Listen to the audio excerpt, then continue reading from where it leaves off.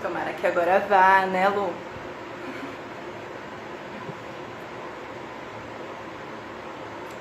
Vamos ver.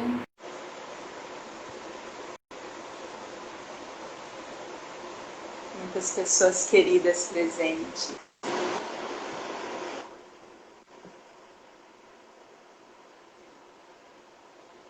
Ê, que bom! Agora foi. Tô te vendo. Agora foi? Oh, Ótimo. bem-vindo, Caio. Boa noite. Tá carregando. Será que ele mora na roça também?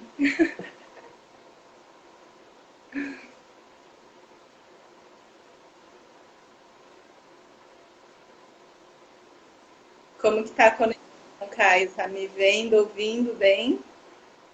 Tô te vendo, tô te ouvindo. Você me vê? Ótimo. Então acho que a gente pode começar, né? As pessoas vão chegando aos pouquinhos. Bom, para iniciar essa conversa, só gostaria de dizer quem eu sou, né? Eu acredito que muitas pessoas que vão passar por aqui não me conhecem. Eu sou a Milene Rada, eu sou naturóloga, me formei recentemente pela Unisul, em julho de 2019, e fui convidada, né, pelas meninas do canal Centro Acadêmico de Naturologia da Unisul para estar mediando essa conversa contigo, Caio. Para quem não conhece, né, primeiramente gostaria de agradecer, né, esse convite. Eu me sinto muito honrada assim pela confiança das meninas de estarem disponibilizando esse espaço. E gostaria de fazer uma breve introdução de quem é o Caio, né? Para quem não conhece, o Caio ele também é naturólogo, ele tem um mestrado em ciências, ele é presidente da SBNAT, que é a Sociedade Brasileira de Naturologia, e também é vice do CABCIM, que é um consórcio acadêmico brasileiro de saúde integrativa. Além disso, o Caio ele foi coordenador do curso de naturologia da Embi Morumbi por 5 anos. Né? Se você quiser falar, acrescentar mais alguma coisa, Caio, fique à vontade, eu passo a palavra para você. Está carregando a imagem dele para mim, eu não sei se para vocês estão funcionando. Voltou aí? Voltou. Ouviu, voltou, É que pelo tá menos. caindo. É que eu tô no meio de uma tempestade aqui, então acho que a internet tá um Só pouco. que não dá nem para reclamar, né? Porque a gente está esperando essa chuva. Sim, muito bom. Você me ouviu as últimas palavras, que eu passei a palavra para você, dei uma introdução. Se você quiser acrescentar alguma coisa, fica à vontade. Não, acho que é isso. Eu queria agradecer o convite. Para mim é um prazer estar aqui falando para vocês de um tema que foi uma construção, que é uma construção de muitos anos da minha vida, né? Eu gosto de pensar que a naturologia é muito mais que uma profissão, ela é um estilo de vida, ela é uma forma de você enxergar o mundo, de você se relacionar com o mundo, né? Então, para mim é sempre um prazer compartilhar sobre esse tema e a gente poder transitar sobre tantas nuances que estão acontecendo agora sobre a naturologia. Então, para mim é um prazer estar aqui. Eu queria agradecer ao Centro Acadêmico e todos que estão aqui assistindo. Ótimo, muito obrigada, Caio. Então, para Imagina. começar, acho que a gente pode começar pelo básico, né? Falando o que é a naturologia, né?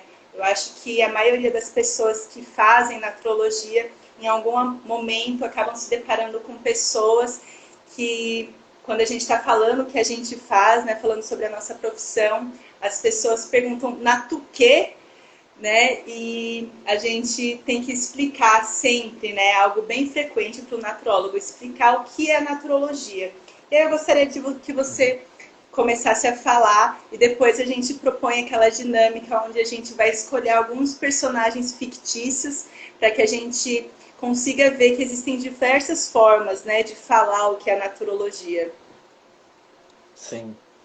Bom, acho que o primeiro ponto é que é uma profissão da área da saúde, né? Então, o foco da naturologia é o cuidado de saúde. Saúde é super ampla, né? Então, Acho que a primeira coisa que a gente tem que entender quando fala do que é naturologia é uma característica integrativa, né? Ou seja, que dialoga as abordagens vitalistas com a abordagem biomédica convencional. Então, é uma profissão de saúde que tem toda a base biológica, né, de formação biológica convencional, no entanto, também incorpora uma visão vitalista que está presente na racionalidade naturopática, né? Então, a naturopatia é um sistema médico complexo, né? E também o naturólogo costuma usar várias outras abordagens vitalistas, né? Recursos vitalistas da medicina chinesa, do Ayurveda. Então, é muito característico da naturopatia utilizar também de outros sistemas médicos complexos, e aqui no Brasil isso é muito forte, né? Então, a naturologia aqui no Brasil faz muito esse diálogo entre saberes, entre uma visão multidimensional do ser humano. Então, é um profissional que consegue atuar dentro da forma convencional de saúde, dialogando isso com os recursos das medicinas tradicionais, os recursos integrativos e complementares, e a gente pode falar um pouco disso. Uhum. Essa é a definição mais complexa da coisa, né? Isso, lógico que a gente não vai falar esse textão, né? Para quem a gente acabou de conhecer, né? Mas ótimo, Caio, deu para dar uma visão ampla, assim, do que a naturologia tentando integrar tudo o que realmente né? E eu acho que a gente vai aprofundar sobre alguns termos que você utilizou para descrever a naturologia nesse momento, mais à frente, quando a gente falar um pouquinho sobre os princípios da naturologia, né, e das formas como a gente aborda, né, o indivíduo e decide o tratamento, enfim. Mas antes disso, vamos dar uma simplificada nesse texto e trazer isso para a realidade, né, usando esses personagens fictícios que eu criei. Primeiramente, eu gostaria de saber assim, como que você explicaria a naturologia para um amigo seu, para alguém que você já conhece um tempo, mas que não sabe muito bem o que você faz. Como que você explicaria isso? Bom, eu já fiz isso algumas centenas de vezes, então eu vou tentar aqui na naturalidade explicar. Bom, eu explicaria que a naturologia é uma profissão da saúde e que a gente trabalha muito com terapias naturais, com plantas medicinais, com recursos terapêuticos que tentam trazer mais qualidade de vida, redução de estresse, mudanças de estilo de vida. Então, eu iria por essa abordagem, né? As pessoas entendem bastante quando a gente fala do que a gente faz. Ah, trabalha com planta medicinal, trabalha com essas técnicas não convencionais, né? Então, faz acupuntura, né? Então, isso é uma forma da gente explicar o nosso universo prático, né? Sim. Pegar essas coisas que já estão mais popularizadas, né, Caio? Que aí a gente consegue acessar, né, e abordar que são práticas naturais, né, são práticas integrativas e complementares. Ótimo. E como que você explicaria isso para um médico? O que é a naturologia para um médico que é um profissional da área da saúde e que tem uma formação, né, diferente da nossa, uma visão diferente, uma abordagem diferente também? Aí eu diria que assim, depende do médico. Se for um médico com uma cabeça um pouco mais aberta, que já está um pouco mais informado dos termos e de como funciona a área, eu falaria que a naturologia é uma graduação em saúde que se propõe a uma visão integrativa do processo de saúde e doença e usa desses recursos integrativos para o cuidado em saúde. Então, essa ideia do integrativo não é todo profissional de saúde que tem claro o que é, né? Integrativo significa a junção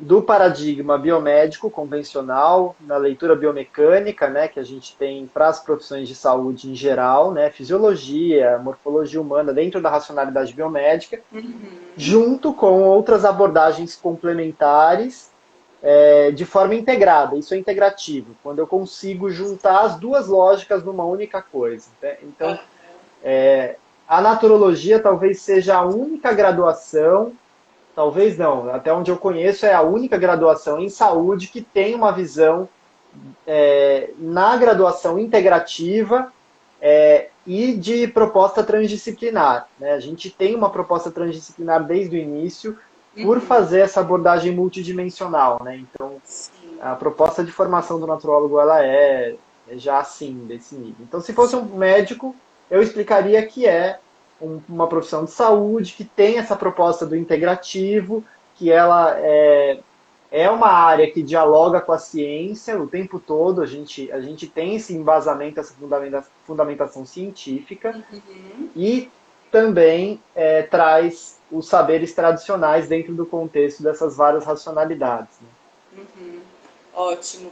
Deixar bem claro, né, que esse integrativo, essa transição que a gente faz por esses mundos, né, da biomedicina, do pensamento sistêmico, da abordagem mais vitalista, né? Sim. Se for um médico mais, assim, que conhece menos o campo, eu acho que é legal explicar pelas técnicas que a gente usa, né? Aí usar o olhar das técnicas. Eu trabalho, uma graduação em saúde, do mesmo jeito, eu trabalho com técnicas, com medicina complementar. Talvez o termo medicina complementar faça mais sentido para quem não tem essa visão. E aí falar que eu uso plantas medicinais, eu faço acupuntura, eu trabalho com meditação, terapias mente-corpo, e aí lista as práticas que aí fica mais fácil de entender. A maior parte dos profissionais não é formado para entender o paradigma integrativo.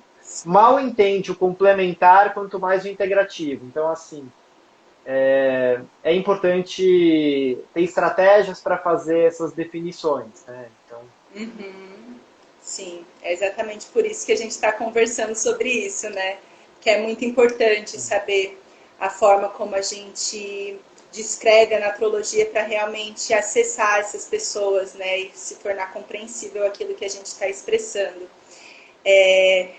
O terceiro personagem e último personagem fictício para a gente explicar seria para a mãe do nosso amigo, assim, né? Que é uma pessoa que é mais velha do que nós, que não é da área da saúde, né? E de que forma que a gente poderia estar explicando o que é a naturologia para essa pessoa? Eu usaria, assim, tem algumas formas de explicar de maneira simples, né? De uma linguagem mais acessível. O termo que as pessoas entendem mais é medicina natural. Né? Apesar de todos os estigmas que a gente tem aqui no Brasil de chamar medicina, porque aí existe uma associação do que assim, do termo medicina com médico, né? Não medicina como o processo de recuperação da saúde de forma ampla e multiprofissional. Então, se associa medicina ao profissional médico. Mas medicina é um sistema médico. Né? Quando a gente está falando de medicina, a gente está falando de um sistema de cuidado, né, que é multiprofissional, que é muito maior do que o médico.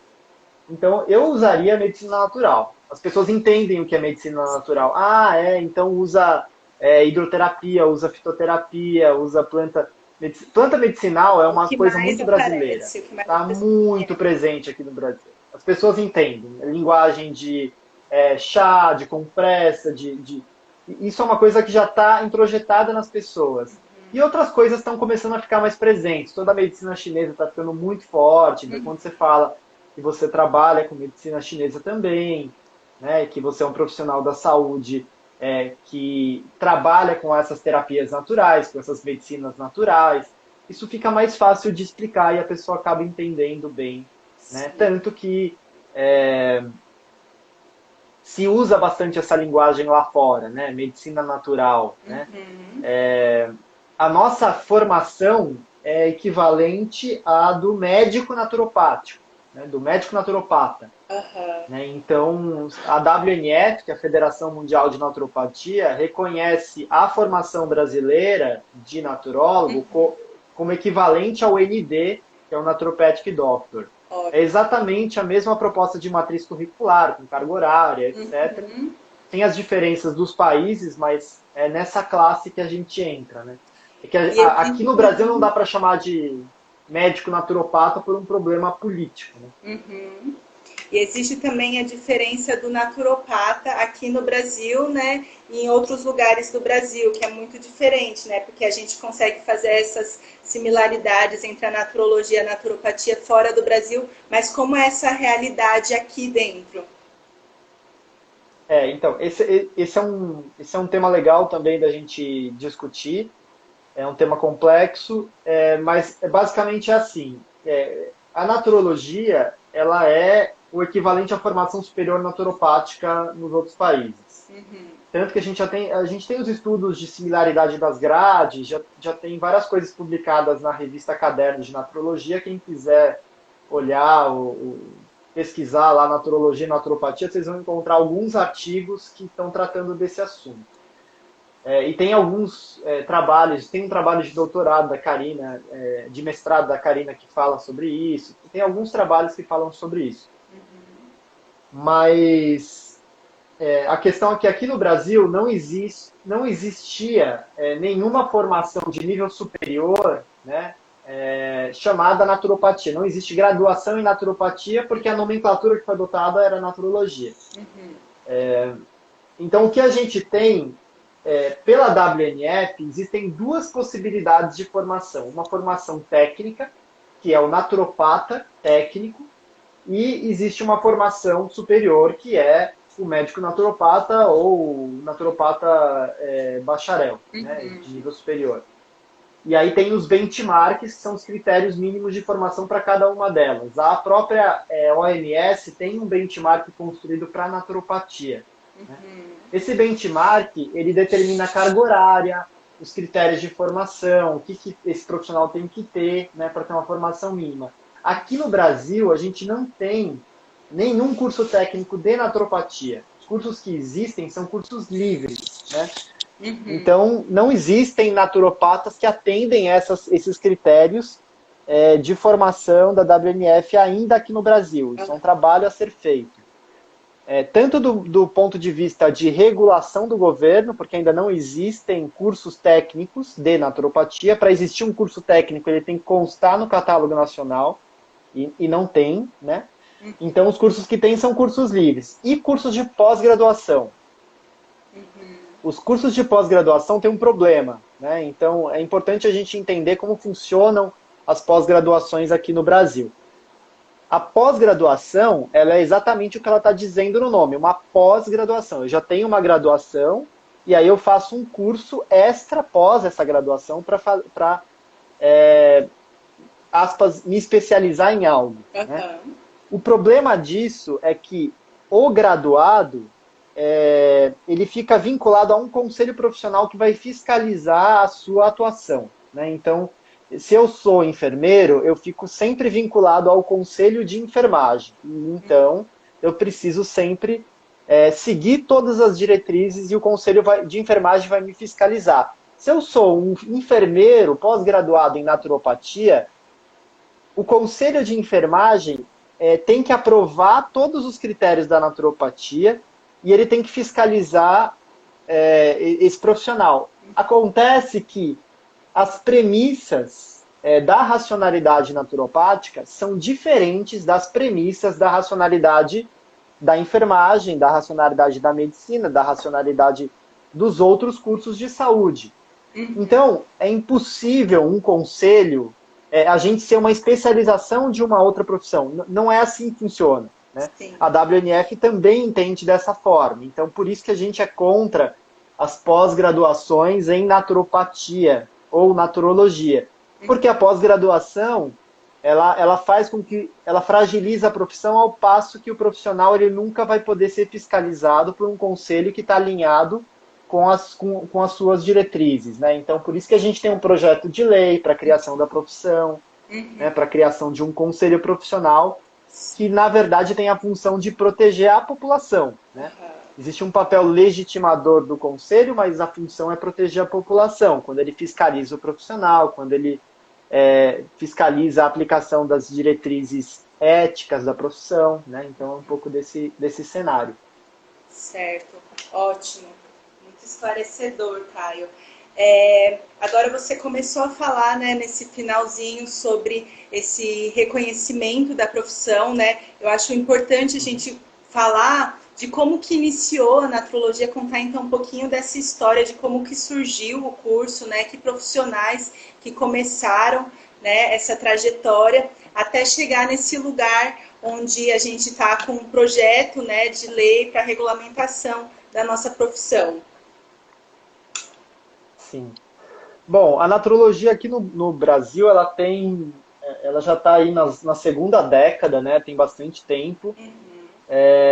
Bastante tempo entre aspas, porque assim, é bastante tempo se a gente olhar a história individual das pessoas, né? Então tem muitas pessoas que estão desde o início desse processo, tem muitos naturólogos que estão nas entidades que são da primeira turma, né? E que ajudaram a fundar as entidades, que estão tocando esse projeto até hoje. Do ponto de vista de uma profissão, é muito pouco tempo. A gente é assim, no máximo um pré-adolescente, né? Então a gente está assim, engatinhando. Algumas profissões levaram 40, 50 anos para ser regulamentadas. A gente tem aí uma trajetória até bem acelerada perto da maioria das profissões, né? O nosso projeto de lei tem andado rápido, tem muitas coisas têm acontecido. Eu acompanhei uma boa parte dessa trajetória, né? Então eu me formei em 2008, entrei na graduação em 2005, em 2008 eu estava me formando, e aí acompanhei desde o primeiro congresso de naturologia, fui um dos sócios fundadores da APANAT, Associação Paulista de Naturologia, já tinha a Abrana aí no Sul, na época.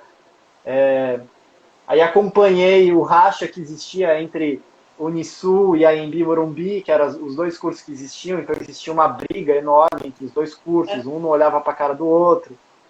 Acompanhei o processo de integração, de aproximação dos cursos. A gente não tinha uma definição formal brasileira sobre o que era naturologia, né? Então a gente começou a fazer esse trabalho dos fóruns conceituais, né? Então participei desde o primeiro fórum conceitual. A gente não tinha um código de ética, né? Então participei do grupo que montou o código de ética da profissão com base no estudo de todos os outros códigos de ética. A gente não tinha uma diretriz curricular nacional, então a gente foi estudar as diretrizes todas internacionais de naturopatia, as matrizes. Foi um trabalho de quase 2 anos para estabelecer a nossa diretriz curricular, que está lá no MEC esperando aprovação. Então tem um monte de coisa que foi acontecendo ao longo dos anos, tem uma linha histórica bem detalhada. Foi fundada a SBNAT, né? Nasceu a revista científica, a Cadernos de Naturologia, que foi uma grande conquista, porque ela é a única revista científica indexada da área de terapias complementares brasileira, né? Então é um trabalho que foi muito árduo, foi um trabalho incrível. O Daniel tem um trabalho fundamental nisso, na revista. E ela começou aí na Unisul, ela está ainda vinculada à Unisul.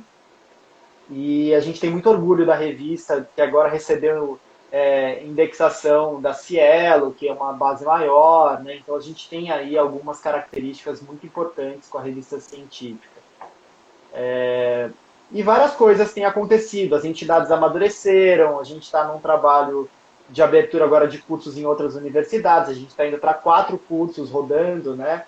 Então a gente tem aí... Você poderia citar essas universidades, Caio, só para as pessoas, né, que talvez tenham pessoas que não fazem o curso, que têm interesse de saber aonde se localizam os cursos atualmente? A gente tem a Unisul, a Univille, a UniBH e a Embi Morumbi, né? Então são as 4 universidades que têm o curso no momento. E tem algumas outras em vias de abertura, né, que estão estudando propostas ou estão aguardando autorização do MEC, ou que abriram oferta e não abriu turma ainda. Então tem várias nuances aí. Devem abrir vários outros cursos nos próximos anos, né? pelo movimento que está acontecendo, devem abrir vários outros cursos. A gente está vivendo uma expansão grande da área, não só da naturologia, mas toda a área de saúde integrativa, ela está sofrendo uma grande expansão. E até uma amiga minha, naturóloga, escreveu meio aflita hoje de manhã perguntando se eu achava que a naturologia ia acabar por causa dessa grande expansão e essa desordem toda que está rolando coletiva, né? A abertura de cursos sem pé nem cabeça, umas coisas meio desorganizadas. Eu acho que é justamente o contrário. Eu acho que justamente essa expansão, ela é desorganizada no início, mas ela está atendendo a uma demanda do coletivo e depois tende a voltar para aquilo que tem mais estrutura. Então, cresce tudo desestruturado, depois se reorganiza. Então, eu acho que isso é uma oportunidade, na verdade. Ótimo, muito bem pontuado, né? Porque já tem toda essa trajetória, né? Como você estava contando da história de fundamentação, de estruturação, né? E de muita transformação do curso, né? Porque eu acredito que quando a gente está se propondo a criar coisas novas, a gente tem que se transformar e vai aprendendo durante esse caminho, né? E eu acredito que com essa expansão, depois, né, as pessoas vão procurar coisas que estejam melhores estruturadas, assim, né? Ótimo. Você poderia falar um pouquinho, então, sobre a atuação do naturólogo? Acho que tem muitas pessoas, né, principalmente pessoas que querem fazer o curso, né, e muitas vezes vão contar para os seus pais que querem fazer e não sabem muito bem falar de como que depois vai trabalhar, como que vai ganhar dinheiro, né? Muitas pessoas relacionam a naturologia ainda muito com uma massagem, né? E acaba reduzindo toda uma profissão, né? Super rica em conceitos, em princípios. E você poderia falar onde a gente poderia estar atuando na nossa sociedade? Sim. Bom, primeiro que assim, eu gostaria de dizer que assim, eu tenho a maior segurança em dizer que a formação de vocês é, para mim, a melhor formação que existe no país dentro desse escopo de terapias complementares e do ponto de vista de visão, de maturidade de visão de um paradigma integrativo, nenhum profissional tem uma maturidade tão grande quanto a gente. E às vezes me preocupa a autoestima do naturólogo ser baixa e ele não reconhecer o próprio valor. Né? Então, o que eu vejo é que quando o naturólogo cai a ficha do valor que ele tem, ele vai muito bem no mercado. Né? Então, tem profissionais excelentes, fazendo coisas excelentes, mas é uma questão de se valorizar, de entender. Tá cheio de profissional que faz um curso de final de semana porcaria de qualquer coisa, que sai dando um monte de live no YouTube, dando aula de coisas que ele não entende nada e fala um monte de besteira.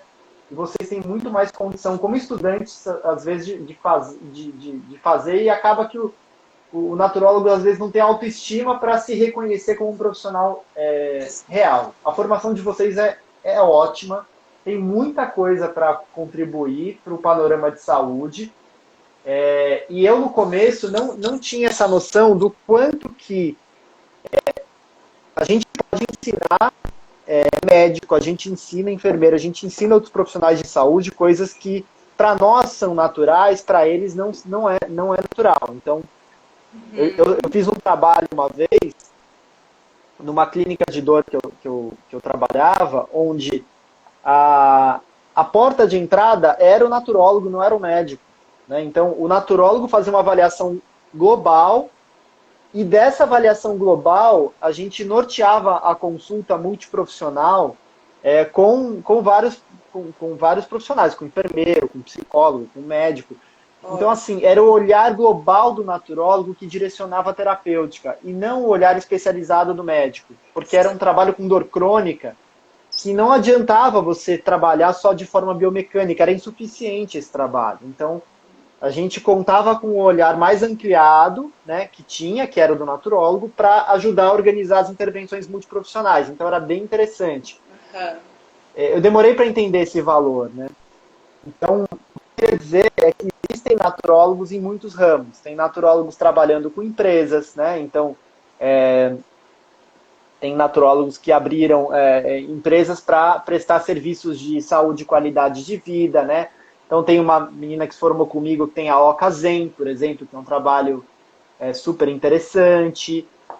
Tem naturólogos que trabalham com consultoria, tem naturólogos que abriram clínicas, né, e atendem pra caramba, assim, que tem um fluxo de pacientes, de interagentes enorme.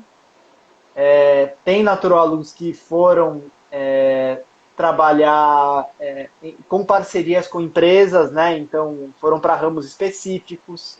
Tem gente que foi para uma das áreas que mais cresce é a área de assistência à saúde da mulher, né? Porque é uma das áreas mais, vamos dizer assim, desumanizadas, né, no nosso país, por conta da Sim. cultura toda obstétrica e ginecológica, e que, ao mesmo tempo, o público valoriza uma visão integral e uma humanização, demanda isso, né? Então, a área de assistência perinatal, de doulagem com naturologia, né? Então, tem muitas doulas naturólogas que fazem um trabalho lindo, então tem muita coisa acontecendo. Essa é uma área das que mais cresce. E a área de envelhecimento, com certeza, vai ser uma área muito potente daqui para frente, porque a gente está vivendo um envelhecimento populacional que vai se agravar muito daqui a um tempo, e então é uma área muito interessante de Sim. investir, né? Aham. Ótimo. Você falou uma das características, né, lá no começo, falando da sua interação junto com os médicos, desse olhar ampliado do naturólogo, né? Eu acho que a gente poderia começar a falar um pouquinho, então, pegando esse gancho, sobre os princípios, né? O que diferencia o naturólogo para ele se reconhecer, reconhecer os próprios potenciais, né? E utilizá-los a seu favor, né? Trazendo, sendo a diferença, né? Num ambiente, numa área de saúde, né? Seja ela qual for. Então, se você quiser, fique à vontade para começar por qual você quiser. Bom, para mim, o princípio central da racionalidade naturopática é o poder de cura da natureza. Essa ideia do poder de cura da natureza, ela é o centro de uma abordagem vitalista. A formação do naturólogo permite que ele seja vitalista, mas também atue de forma biomecânica. Quando a gente indica um fitoterápico pensando na capacidade dele de atuar de maneira anti-inflamatória, a gente não está sendo vitalista, a gente está pensando numa abordagem biomédica. Eu estou pensando Aham. em princípio ativo, eu estou pensando em mecanismo de ação. E não tem nada de errado Domo, com né? isso. A gente tem que entender que, exatamente, que isso tem uma atribuição, tem uma função. A abordagem biomédica, biomecânica, essa leitura biomecânica do ser humano, ela tem uma função e ela é muito boa para até um ponto, né? Para você controlar o sintoma, para você melhorar a qualidade de vida de uma pessoa e salvar uma vida no extremo, né? Onde ela é insuficiente? Ela é insuficiente quando ela não enxerga a dimensão vital. Então, a dimensão vital é a dimensão da vitalidade, que é o foco das abordagens vitalistas, que tem a ver com esse poder de cura da natureza. O que é isso? É identificar o que aumenta a capacidade intrínseca do ser vivo de se fortalecer, de ganhar vitalidade. Uhum. O que gera vitalidade para um ser vivo, para uma pessoa, pode não ser o que gera para outra pessoa. Por quê? Porque existem tanto fases da vida e contextos diferentes que exigem essa individualidade. Então, o que potencialmente gera vitalidade para um jovem pode não gerar para um idoso, por exemplo. E também tem a questão biotipológica. As pessoas são diferentes, existem biotipos diferentes. E quando você olha as várias dimensões de uma pessoa, ela tem uma intersecção das coisas, existe uma teia de fatores que gera ou não gera vitalidade, que bloqueia ou não bloqueia essa vitalidade. Então, por exemplo, para uma pessoa, a medicina chinesa também fala disso, a medicina clássica chinesa tem uma visão muito bonita disso, que é a questão da saúde está relacionada com o cumprimento do propósito. Então, quando a pessoa não consegue cumprir o propósito de vida dela, quando ela não se sente parte, né, desse fluxo, quando a vida dela não faz sentido, ela não se sente em evolução, ela não se sente na missão dela, existe uma cascata de coisas que acontecem que ela perde vitalidade e com isso ela adoece. Então, a visão do naturólogo permite entender que a recuperação do propósito de vida gera vitalidade e, com isso, atua no não adoecimento ou na capacidade do indivíduo de recuperar a saúde, que é diferente de controlar o sintoma. É chegar antes da doença, né? Ou por trás daquilo que virou a doença. Né? Então, eu posso atuar nas duas formas. Eu posso lidar com uma pessoa que está com uma inflamação local e tem dor por causa disso, eu vou usar uma planta anti-inflamatória, mas eu vou entender que aquele processo foi resultado de uma perda de vitalidade que eu vou precisar avaliar. E aí eu vou olhar o global dessa pessoa. Então eu vou tratar a causa. Eu vou tratar localmente, se eu precisar, mas eu vou tratar a causa. Esse é o compromisso do naturólogo.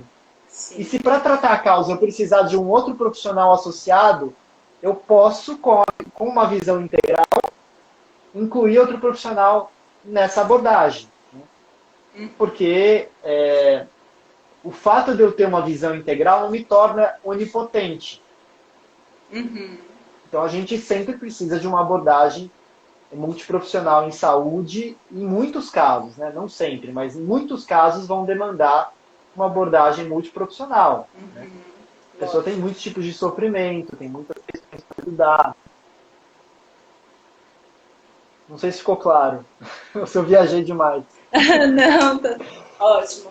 Foi muito bom. Eu gostei muito do que você falou sobre o propósito, assim, né? Que eu acho que é algo bem profundo e que eu acho que conversa muito com a proposta da naturologia de sempre estar provocando essa autorreflexão, esse autoconhecimento e esse autocuidado, né, Caio? Isso. Toda abordagem integrativa, e isso é um dos princípios da naturologia, passa por um processo de autoconsciência. Então, cura é um processo de autocura dentro do paradigma naturológico, da visão naturológica. Não é uma coisa que vem de fora para dentro de maneira mecânica. O processo de cura ele é sempre resultado da capacidade do sistema, porque o desequilíbrio é um desequilíbrio do sistema. Ele não está na gente, esse poder não está na gente. A gente pode inserir alguma coisa para dialogar com esse sistema que faz com que o sistema se reorganize. Mas quem se reorganiza é o sistema, não é a gente. Não é como trocar uma engrenagem. O corpo vivo não funciona como engrenagem. Ele é muito mais do que uma engrenagem, porque aí a gente entra numa seara que é um pouco mais complexa, mas a própria divisão mente-corpo, ela é bastante limitada. Essa ideia de mente-corpo como software e hardware, como um computador ali que eu tenho informação e eu tenho um hardware físico que a informação é gravada, como um HD, um computador, um processador. Essa ideia não vale para sistemas vivos, não funciona em sistema vivo, porque o sistema vivo, o software e o hardware são inseparáveis. Qualquer informação que entra no sistema modifica biologicamente o sistema. É uma modificação física. Um computador, quando você instala um software, você não muda a parte física dele, a memória dele não cresce, ele não tem uma alteração física direta. O corpo vivo tem, né? A gente tem neurogênese, a gente tem um nível de adaptação muito maior, muito mais elevado, que faz com que seja impossível fazer essa divisão corpo e mente do jeito que a gente faz, que é uma divisão meio determinista demais para a realidade. Certo, ótimo. Existem alguns conceitos, Caio, que eu acho que são interessantes da gente trazer aqui, principalmente para as pessoas, né, que estão ingressando agora na naturologia e que diferenciam, né, ou que falam muito sobre o nosso olhar, sobre a nossa abordagem, né? Então, os conceitos de interagência, os princípios como autonomia. Você poderia falar um pouquinho sobre isso? Sim. O conceito de interagência é um conceito que a gente tem muito orgulho de dizer que é um conceito construído no Brasil, né? Então, se a gente pegar a história da naturologia, a gente passou um bom tempo da nossa história aqui no Brasil meio que, aspas, desconectado do movimento da naturopatia. Inclusive, a gente tinha dificuldade de se conectar com essa raiz filosófica que era a nossa origem, né?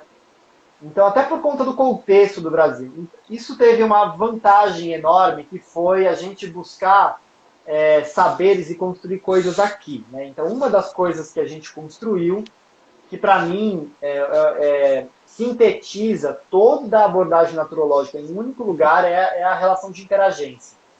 Então, os textos começaram lá, aí na Unisul, né?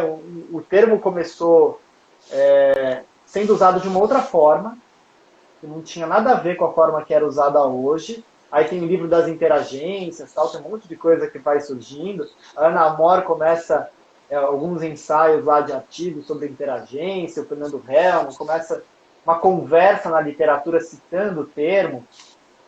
Mas a Raquel de Luna é a primeira pessoa que pega isso e traduz isso para uma linguagem sintética, clínica, e incorporando todos os princípios principais dentro de um conceito só. Então, ela puxa para dentro da interagência toda a noção de cuidado multidimensional, vitalismo, né? Toda essa relação terapêutica, ela incorpora os princípios fundamentais da naturologia, né? Então, é muito bonito o movimento que é feito. A gente chama interagente porque, para quebrar a ideia de paciente como uma relação verticalizada, né, para pensar numa relação de mesmo nível, numa relação onde a saúde é co-construída, né? Então, tem uma construção conjunta, né, do processo, justamente por reconhecer que o poder de cura é da natureza e não nosso, né? Então, é do sistema vivo, não é nem do indivíduo em si, mas da vida que flui por ele, né? Então, assim, não é eu egoicamente, mas a capacidade intrínseca que existe em mim, que existe na planta, que existe no animal, que existe em tudo, né? Então, é como se fosse uma inteligência inata. Esse é o termo que a quiropraxia usa. Eles usam um termo de inteligência inata. A quiropraxia e a naturologia têm a mesma raiz filosófica, né? Então, essa é uma curiosidade também interessante. Apesar de diferir muito do ponto de vista prático, do ponto de vista filosófico, nasceu no mesmo lugar. Então, a interagência, para mim, é a síntese. A Raquel inaugura com essa síntese que ela fez, um conceito que junta praticamente tudo que é essencial num único conceito. Ótimo. E quais são as condutas que estão dentro dessa relação, Caio? Eu acho que a gente poderia estar falando. Olha, tem vários princípios da relação de interagência, né? Mas, então, acho que eu vou destacar alguns. Para mim, o princípio central da interagência é a presença, né? Então, a Raquel foi muito inteligente em colocar a presença como um conceito. Para mim, é o principal. Se você não tem presença, você não tem relação, né? Então, esse é o primeiro ponto. Se você perdeu a presença, você perdeu a relação terapêutica. O nível de presença determina o nível de projeção no processo terapêutico. Então, quanto menos presença, mais projetivo. Quanto mais projetivo, menos empático, né? Menos você enxerga a outra pessoa de verdade, sente e troca com ela. Então, essa questão da presença, ela gera os outros princípios, né? Então, tomada de decisão conjunta, né? Então, toda a questão da educação em saúde que está implícita nisso, né? Então, essa ideia do naturólogo como um agente de educação, de autoconhecimento, está implícito nesses princípios, dentro do princípio da interagência, né? Então, sintetizando, para mim, o princípio central é a presença, porque sem a presença a gente não consegue Não vai ter a escuta ter uma relação de mesmo nível. Exatamente. Ótimo, perfeito. Antes, já não sei se está acabando o nosso tempo, eu não sei muito bem que horas que a gente começou, mas já são 7h54. Eu gostaria de perguntar para você, Caio, que existiram algumas mudanças, né, no corpo docente da Unisul e da EMB recentemente, e eu gostaria de saber, dentro da sua percepção, se você considera que essas alterações elas afetam um curso, direta ou indiretamente. Bom, para responder a pergunta, eu acho que a gente precisa entender as várias dimensões dessa questão. Eu sei que o tempo está apertado, mas eu vou tentar destacar os pontos principais. O principal ponto a gente tem vivido já há alguns anos uma política de governo que tem aberto, assim, tem caminhado para uma visão mercantil da educação. Né? Então, isso é uma política de governo, que é antes do Bolsonaro, inclusive. Isso é uma coisa que começou antes. Temer colocou muita energia nisso, isso já vem acontecendo há alguns anos. Então, a educação ela tem virado um negócio e os meios de fiscalização e de regulação governamentais têm ficado eles têm sido afrouxados. Né? Então, as diretrizes de regulação do MEC elas têm ficado mais flexíveis, cada vez mais flexíveis. A gente está vivendo uma transição tecnológica, quer dizer, a gente está saindo de uma era das aulas 100% presenciais para um formato misto. Eu não vejo a priori isso como algo ruim, porque pode ser um bom recurso quando aquele recurso cabe para ensinar aquilo que você precisa ensinar. O problema é que essa conjuntura toda de uma flexibilização das regras, junto com uma vontade, aspas, governamental de deixar que a educação seja vendível, né? Então, em alguns países, por exemplo, não é permitido uma empresa de educação ser capital aberto, né? Ter acionista, ser vendida na bolsa de valores, né? Isso é um absurdo do ponto de vista de controle social, porque quando você abre capital de uma empresa, os acionistas são pessoas que colocam dinheiro, né, investem dinheiro naquela empresa, eles têm um poder de pressionar a direção da empresa para aumentar o lucro, mas eles não têm responsabilidade pelo que é feito. Então, é um cenário muito perigoso. Eu pressiono alguém para aumentar a lucratividade e eu não tenho a menor responsabilidade com o que está acontecendo. E, então, o capitalismo ele forma esse tipo de estrutura que é muito danoso. Então, se eu não tiver uma estrutura de regulação muito forte em cima das estruturas educacionais, elas caem na questão de otimização do lucro pelo lucro. E, às vezes, até com um discurso de somos uma corporação focada no benefício social. E a certificação é só uma fachada que, na verdade, não fiscaliza nada, tem um monte de brecha. Então, isso é muito comum encontrar nas empresas educacionais. Tá? Então, o cenário é esse. A gente tem um cenário de desregulação, de mercantilização extrema da educação, o que é proibido em alguns países. E, com isso, a gente tem grandes grupos comprando as empresas de educação. Hoje, é muito difícil uma universidade, uma faculdade sobreviver sozinha sem fazer parte de um grupo. Por que isso? Porque todo o cenário macroeconômico foi construído para isso. Qualquer universidade pequena hoje vai ser atacada por grandes grupos de um jeito que ela não vai conseguir se sustentar até a hora que o grupo vai lá e contra ela. Então, essa é a realidade da Unisul, essa foi a realidade da Embi Morumbi, essa é a realidade de todas as instituições de ensino do nosso país, que vão ter uma dificuldade cada vez maior de se manter sozinhas, sem estar vinculadas a um grupo. Tá? Tem 1000 argumentos e desculpas para isso, mas a minha opinião pessoal é que é exatamente esse cenário que eu estou descrevendo para vocês, né? Tem muita gente que vai usar os argumentos de, não, mas a rede, porque aumenta a capacidade de produzir conteúdo. Pode dar desculpa que for, na prática é isso que está acontecendo. A motivação, se a motivação de transferir para EAD, de aumentar a tecnologia, for uma motivação de melhorar a qualidade do ensino, perfeito. Se a motivação for maximizar o lucro, por maximizar o lucro, é um problema, né? E eu vejo um pouco desse contexto. E aí, você demite professor para colocar mais aluno na sala de aula, com um EAD de baixa qualidade, com pouco investimento, né? Que não está realmente com os recursos que precisaria ter para ser um EAD de alta qualidade, e aí você sucateia o curso, né? Então, eu vejo de forma bem crítica o que está acontecendo com as universidades, não só em Bimorumbi do Sul, mas no país de forma global, assim, inclusive nas públicas. Muito bom.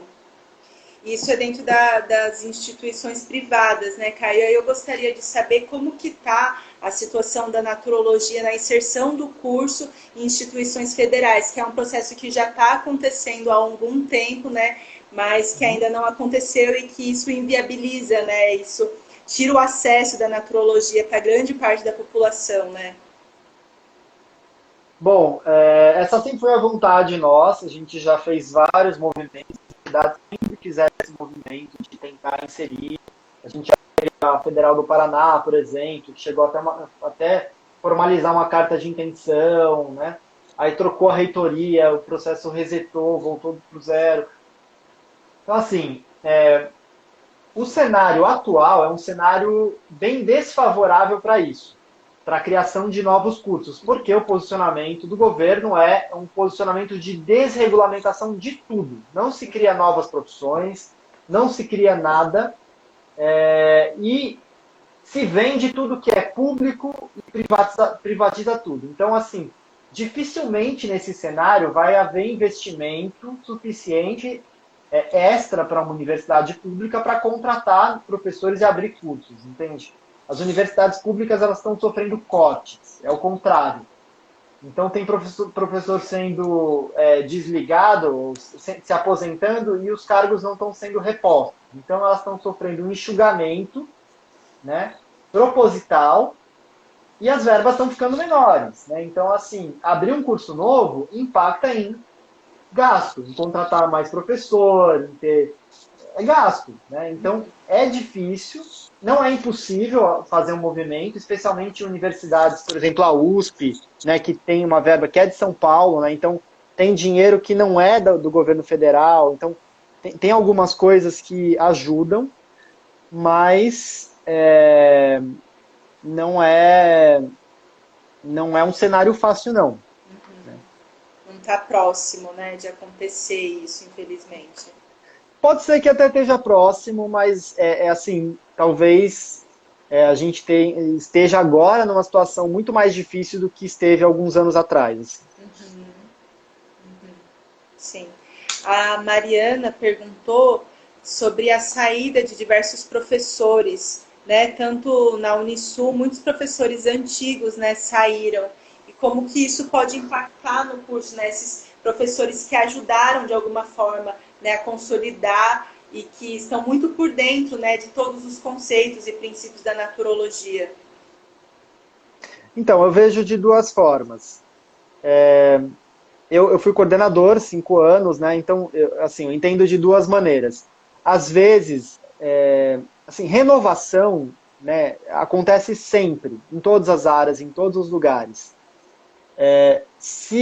Quando a renovação ocorre, ela pode ser positiva no sentido de trazer novas ideias. Então, a gente está pensando numa... Eu vou dar duas dimensões do processo. Uma dimensão existe uma egrégora chamada naturologia de ensino. Quando os naturólogos formados, né, que estão entrando no meio acadêmico, e são mais jovens, têm ideias novas, eles entram nessa egrégora, essa egrégora evolui de alguma forma, novas coisas aparecem, existe uma evolução do processo, então isso é positivo. A renovação na academia gera um movimento de oxigenação. Só que não é esse o motivo dos desligamentos. O motivo dos desligamentos é corte de gastos. Então, aí tem um problema, porque aí você tem um sucateamento de alguma forma, porque tem uma desvalorização do professor. É isso que está acontecendo globalmente no país. Então, o salário médio do professor de ensino superior vem despencando. Inclusive, vem despencando a ponto de não fazer diferença a titulação. Na prática, você contrata um doutor pelo mesmo preço de um mestre ou de um especialista, e ele leva 5 anos para conseguir chegar num aumento salarial. E quando ele consegue o aumento, ele é desligado e contratado do zero de novo por outra instituição. Então, essas são brechas que estão na nossa legislação. Isso faz parte desses afrouxamentos de regulação que a gente viveu nos últimos anos. Então, não sei se eu respondi. Não é só negativo a renovação, mas o corte de salário, a piora da condição de trabalho, que é muito nítida, isso é muito pior do que a troca de professor. Sim. Muito pior, entendeu? Que é algo que transcende a naturologia, como você estava falando antes, né? Que é o que está acontecendo socialmente falando. Ótimo. A Bruna perguntou aqui, visto que vivemos em uma sociedade capitalista e nesse momento de mercantilização da saúde e da educação, de que forma a naturologia deixa de repetir esse processo? Então, Bruna, a naturologia, ela... Como é que eu vou explicar isso? Eu vou explicar isso de um jeito que talvez faça mais sentido. Eu uso isso muito nas aulas, essa analogia, né? Então, durante um tempo eu fiz Aikido na minha vida, né? Então, Aikido é uma arte marcial muito interessante que tem uma lógica de não ter ataque e também não ter bloqueio, né? Então, como é que funciona o processo? Quando alguém afere um golpe, você se integra naquele movimento. Então, você absorve aquele movimento, gira junto com ele, de dentro do movimento, aproveitando a energia dele, você conduz. É exatamente isso que está acontecendo. A gente está em um sistema doente em vários níveis. O fato de estarmos em um sistema doente nos faz também doentes. Não dá para a gente ficar isento e dizer que a gente não vai repetir o modelo capitalista. Se a gente quiser ter algo desse sistema, nós temos que jogar as regras desse sistema. Qual que é a diferença disso? Tem uma sabedoria nesse processo, que é a sabedoria de não ser alternativo, né?